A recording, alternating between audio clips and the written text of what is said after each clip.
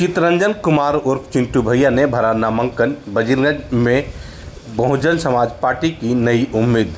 गया जी में वजीरगंज विधानसभा क्षेत्र से बहुजन समाज पार्टी के प्रत्याशी चितरंजन कुमार उर्फ चिंटू भैया ने आज भव्य जन समर्थन के साथ अपना नामांकन दाखिल कराया।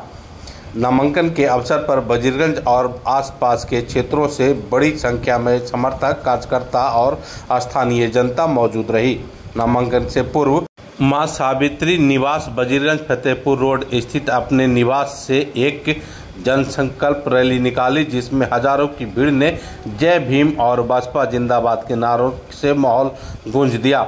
इस अवसर पर चितरंजन कुमार ने कहा कि मैं वजीरगंज की जनता से आशीर्वाद और स्नेह की आकांक्षा रखता हूं। उनका विश्वास ही मेरी असली ताकत है। मैं इस धरती के विकास और सम्मान, सामाजिक न्याय के लिए पूरी निष्ठा के साथ कार्य करूंगा।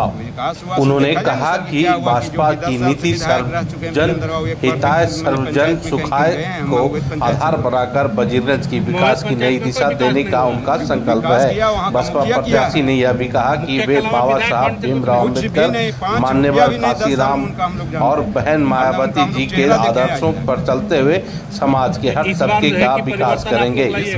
नामांकन के कार्यक्रम में क्षेत्र के वरिष्ठ नेता, पार्टी के कार्यकर्ता, सामाजिक संगठनों के प्रतिनिधि और आम नागरिकों की बड़ी उपस्थिति ने यह स्पष्ट कर दिया कि वजीरगंज में इस बार बदलाव की लहर बसपा के पक्ष में है। क्या संदेश देंगे आप? देखिए, वजीरगंज विधानसभा का जब से निर्माण हुआ या जब से अस्तित्व में आया है, इन्हीं दो लोगों ने, ए और बी ने, इस पे कब्जा किया हुआ है। आज तक वजीरगंज विधानसभा में एक युवा, जो मैं पिछले जब से विधानसभा बना है तब से मैं संघर्ष कर रहा हूँ।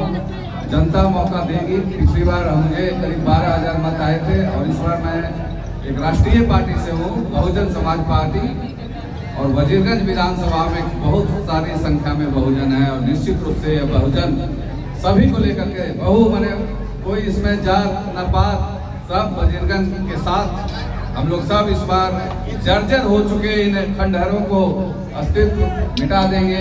77 और 72 वाले वजीरगंज विधानसभा में कहीं से भी एक्सेप्ट नहीं किए जाएंगे। 77 और 72 से क्या मतलब है? 72 और 77 का मतलब है कि ये 70 पार कर चुके लोग हैं, जिनको रिटायर हो जाना चाहिए, वो भी वापस आ जाते हैं, लौट करके रिटायर होते हैं, फिर लौट के आ जाते हैं। इस बार वजीरगंज विधानसभा की जनता इनको परमानेंट ही रिटायर कर देगी।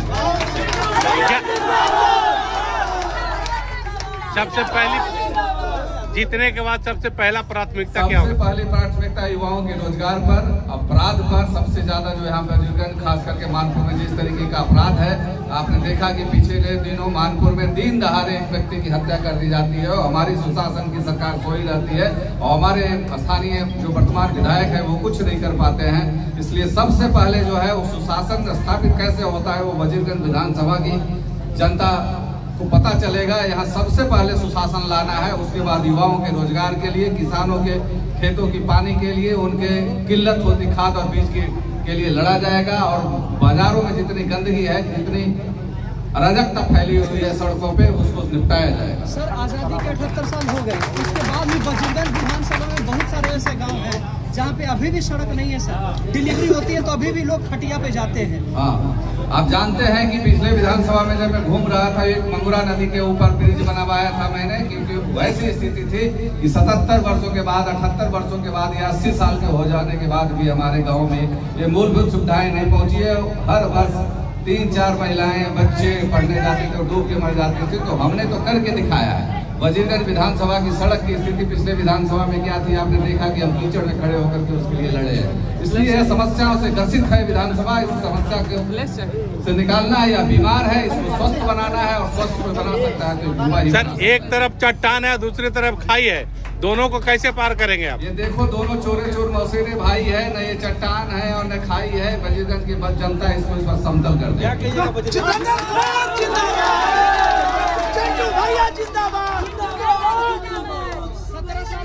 17 साल से ज्यादा हो गए एरू स्टील प्रोसेसिंग यूनिट वजीरगंज से दिल्ली तक। वही कह रहे हैं कि रोजगार के लिए हमारे पास डबल इंजन की सरकार है, लेकिन किसी भी प्रकार का रोजगार वजीरगंज विधानसभा में नहीं हुआ। एरू स्टील प्लांट आज भी अधर में है। सीमेंट प्लान की एक घोषणा सुनी थी हमने, वो भी 5 साल से ज़्यादा हो गया, वो भी अधर में है। रोजगार के नाम पर सिर्फ यहाँ लोगों को भेड़ बकरी की तरह दिल्ली के लिए पलायन करना पड़ता है। हमारा अधिकार होगा कि जब मैं यहाँ का विधायक बनूंगा तो रोजगार के लिए, फैक्ट्री के लिए मैं दिल्ली से पटना एक कर दूंगा। वजीरगंज को मैं उस ऊंचाई पर ले जाऊंगा जो आज तक नहीं हो सका। भ्रष्टाचार को लेकर आपका क्या भ्रष्टाचार पर आपका क्या सोच है? देखिए, बिचौलिया मुक्त वजीरगंज मेरा नारा है। आपके विधानसभा में, हमारे विधानसभा में, ब्लॉक में, थाने में, हर जगह आजकल बिचौलिए घूम रहे हैं और सब बिचौलिए जो हैं, जो माननीय हैं, उनकी सेवा में लगे हुए हैं, उनकी चाटुकारिता में लगे हैं। तो आप ये मान के चलिए, बिचौलिए तो जिस दिन शपथ ग्रहण होगा, जिस दिन रिजल्ट आएगा, उसी दिन वजीरगंज अपने घरों में घुस जाएंगे। आपके क्षेत्र में एक महाविद्यालय जगजीवन कॉलेज, वो तालाब बना हुआ है। बिल्कुल, जो जगजीवन कॉलेज तालाब बना हुआ, वजीरगंज में बीत रही शिक्षा है।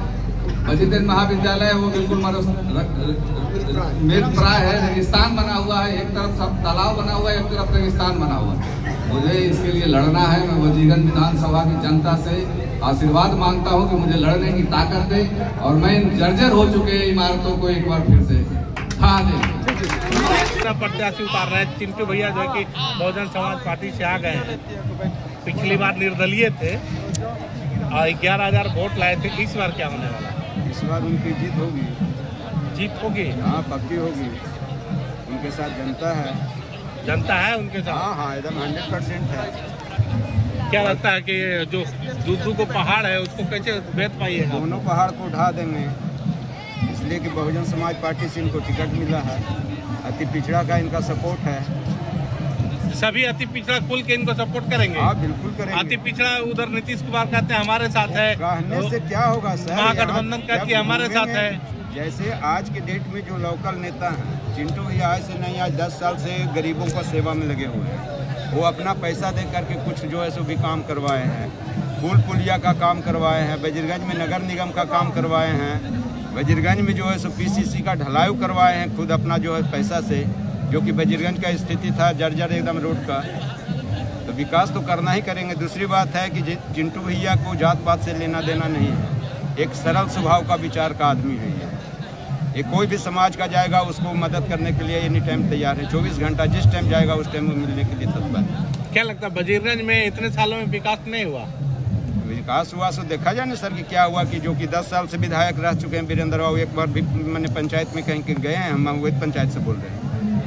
महुएत पंचायत में कोई विकास नहीं हुआ? विकास किया वहाँ का मुखिया किया है। मुखिया के अलावा विधायक फंड से कुछ नहीं? कुछ भी नहीं, 5 रुपया भी नहीं 10 साल में उनका हम लोग जानते हैं और न उनका हम लोग चेहरा देखे हैं आज तक। तो इस बार जो है कि परिवर्तन आप लोग लाइएगा? इस बार एकदम परिवर्तन हर हालत में हम लोग करेंगे। हम लोग चिंटू भैया के वोट देंगे और चिंटू भैया को भारी मतों से जितावेंगे। महुएत पंचायत से आप आते हैं जी। महुएत पंचायत का मुखिया ने विकास किया आपका क्षेत्र में जी। और उसी पंचायत का मुखिया जन सुराज से खड़ा है। तो जन सुराज से खड़ा है, खड़ा होने में किसी को अधिकार को आप रोक नहीं ना सकते हैं। ये पंचायत का इलेक्शन नहीं ना है कि आप इस समय एक पंचायत के नागरिक होने के नाते जी और चिंटू भैया का समर्थक होने के नाते जी आप किसको चुनिएगा? हम चिंटू भैया को चुनेंगे। क्यों चिंटू? हम लोग चिंटू भैया को चुनेंगे इसलिए कि सरल स्वभाव का आदमी है ये। इनको मान सम्मान और ये अहंकार नहीं ना इनके पास है। और जो वर्तमान में अभी आपके जो मुखिया हैं जी, जो प्रत्याशी बने हैं, उनके पास अहंकार है? अहंकार पूरा भरा हुआ है। तो आपका क्षेत्र का विकास कर रहे हैं कि नहीं कर रहे? विकास किए, मुखिया फंड से किए, उसके लिए हम लोग साथ हैं। लेकिन विधानसभा में हम लोग चिंटू भैया के साथ है, सीधा सभा। विधानसभा में चिंटू भैया के साथ? आप भी वजीरगंज में हैं, क्या कहेंगे? सर जी, हम वजीरगंज से नहीं आते सरकार, हमारा नवादा जिला है सरकार, इन्हीं से लीजिए। आप एगो महिला हैं, क्या लगता है बिहार में सब कुछ ठीक ठाक है? वजीरगंज में परिवर्तन होना चाहिए। आखिर क्या कर रहे हैं परिवर्तन?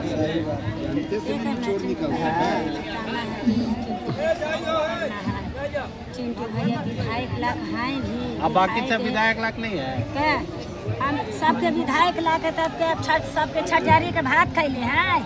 अच्छा, चिंटू भैया के छठियार के भात खाए हैं? चिंटू भैया के छठियारी के भात नहीं खाए, हम गिरल थे तो उठा दिए चिंटू भैया। अच्छा, जब बेटी हमको गिरा था तो 20,000 रुपया देकर ऑपरेशन किए। चिंटू भैया हमको खाने का नहीं था तो चिंटू भैया दिया। हमको आधा पखरा छटाएगा तो 20,000 फिर चिंटू भैया दिए। चिंटू भैया गरीब के बड़ी ध्यान किए। मतलब गरीब के लिए अच्छा काम करते हैं। अच्छा तो एकदम कलेजा के टुकड़ा है। अच्छा कुछ एकदम कलेजा का टुकड़ा है चिंटू भैया। अच्छा तो दू को हाथी बड़का नेता है। चला बड़का नेता है। जिन्हें देखे नेता ने जिन्हें देखते हैं मार उन्हें छानते हैं गाड़। वीरेंद्र सिंह की क्या समझ लिया है? क्या समझ लिया है? जहाँ घर है तहाँ भवन बनाया है। वहाँ पर ही बकरी बांधता है, जानवर बांधता है। जो हम गरीब हैं, एगो बेटी के शादी किए 20,000 के क्या टेंट दिए? जब वो भवन रहता तो हम टेंट देते हैं भिख टोकरा मांग के। तो आपके गांव में विकास नहीं हुआ है? क्या विकास हुआ है? कुछ नहीं है। चिंटू भाई विकास किया है कि जब उधौल में हम पैर धरे तो जब से बहुत जब चिंटू भैया खड़े हो गए तो पुल बना दिए तो बहुत विकास हुआ। मतलब पुल बना दिए चिंटू भैया। हाँ। और उसके पहले कोई नेता तैयार नहीं थे? कोई नेता नहीं। धोबी बांधता है तो गेंद्रा पर साबुन लगता है। धोबी बांधता है तो गेंद्रा साबुन लगता है। क्या चिंटू वीरेंद्र सिंह क्या किया? तो आप एगो महिला हैं। हाँ। और नीतीश कुमार की सब महिला खाता में 10,000 रुपया दिया, आपको मिला है? कभी नहीं दिया है हमको नीतीश कुमार। आपके खाता में दिया है? जड़ी नीतीश कुमार देखते तो जीविका दीदी को सबको दे रहा है। जीविका दीदी तो जिन्हें नहीं देखता है कि गोतिया में जब छोटा बाल बच्चा रहता है तो भाई लोग अलगे कर देता है। ऐसे नीतीश कुमार के पते नहीं है। जो जुटा है 10 रुपया में उसको नीतीश कुमार 10,000 भेजा। और जो नहीं जुटे सबके खाता में बरोबर भेजता तब ने नीतीश कुमार के बेटे की जानते हैं। सबके खाता में नहीं है। चल के देखिए। आप जीविका दीदी से नहीं है? नहीं, हमको यही ना हम बोले कि जने पलरा भारी लगता है रहता है तेने सब कुछ चढ़ता है। जने पलरा मतलब ये हुआ कि जो जीविका दीदी है उसी का खाता में पैसा गया। हाँ। उसी का भी नहीं आया। उसी के आया है कि नहीं आया है? कुछ के आया है, कुछ के नहीं आया है। तो देखिए सब कोई लोग भैया विधायक होवाए चाहे कुछ होवाए, एक आदमी के देख वीरेंद्र सिंह 4 समरसेबुल दे दिया। एक ही आदमी के? एक के भाई के 4 समरसेबुल दे दिया। अब लोग प्यासल पानी बेहर तड़प रहे हैं। तो क्या पानी नहीं ले देता है? पानी क्या ले? घरवा में का लगा लिया है? घरवा में लगा दिया तो अब हमको घर यहाँ है वहाँ गड़ा लिया। तो हम रात के जाएंगे ना गोमा साफ ऐसे से दौड़ता है और डस लेगा तो वो साथ देना है। कोई नहीं देगा। पति इतना है दारू पीता है कि एकदम होश में नहीं आते। मालते दारू बांधे तो दरुआ कहाँ से पीता? आप लिए दारू बंद है, हम लोग लिए बंद है। लाइए हम एगो दारू का गाना देते हैं। दारू का दुकान न छोड़ा, दारू का दुकान न छोड़ा, दूध मलाई छोड़ दिया। इसने पीने वालों ने खानदान का इज्जत खो दिया। पढ़ने के कॉलेज मिला तो नजर लड़ी एक वेश्या से। पढ़ने के कॉलेज मिला तो नजर लड़ी एक वेश्या से। बाप महतारी के समझाने से बाप का टांगरी तोड़ दिया। इसने पीने वालों ने खानदान का इज्जत खो दिया। तो आप जो गाना गा के बताए मतलब शराब पीना गंदा बात है, बुरा बात है? बहुत बुरा बात है। तो नीतीश कुमार तो बंद कर दिए हैं भाई, कहते हैं कि सब बंद है। दारू के मारा झाड़ू ये हो मोरे राजा, दारू के मारा झाड़ू ये हो मोरे राजा। केतना के घर बिकल, केतना के घर बारी, केतना के घर बिकल, केतना के घर बारी, केतना के घर से निकलल निहारारू। एहो मोरे बाबू दारू के मारा झाड़ू। इतना कह के सुना। बजीरगंज में आपकी वोट क्या रहा? के के दई मतदान है, केकरो भी दे सकनी है, ये जला कलम कॉपी पर लिख दई, केकरो भी दे सकनी है। तो जिनका साथे एलु उनका देबो कि केकरो में पड़ लग जाए। हम काहे के कह देबे है, गोली चलवे के है, काहे के गोली ले, काहे के हम पैसा ले, उ ना लेवे वाला है। सुन ला, छतरी है पृथ्वीराज चौहान छतरी। अच्छा, जे पैसा दे लेवे वाला बहुत गंदा है। सुन ला ना, बड़ी लोभ देगा, पैसा देगा। ना ना, माई के थान से ना भरल रहा है, तो बाप के लाड़ चटर सुकर पेट ना भरल रहा है। खाना सीविया देगी। तो ये थी महिला, एक पीड़ा भरी गीत को भी इन्होंने गाया और बताया कि दारू बहुत जो है कि खराब चीज है, जिसको पीने से इंसान जो है कि बर्बाद हो रहा है, हर घर उससे बर्बाद है। लेकिन खुलेआम कहीं ना कहीं दारू बिक रहा है। ये इनका जो है कि पीड़ा आज भी एक सर चढ़ के बोल रहा है कि भाई सब जगह दारू बिक रहा है, बंद है लेकिन कागज पर है। ये महिला का सीधा आरोप जो देश के और हमारे जो बिहार के मुख्यमंत्री हैं उन पर है कि आप बंद किए तो ये चल कैसे रहा है, लोग बर्बाद कैसे हो रहे हैं।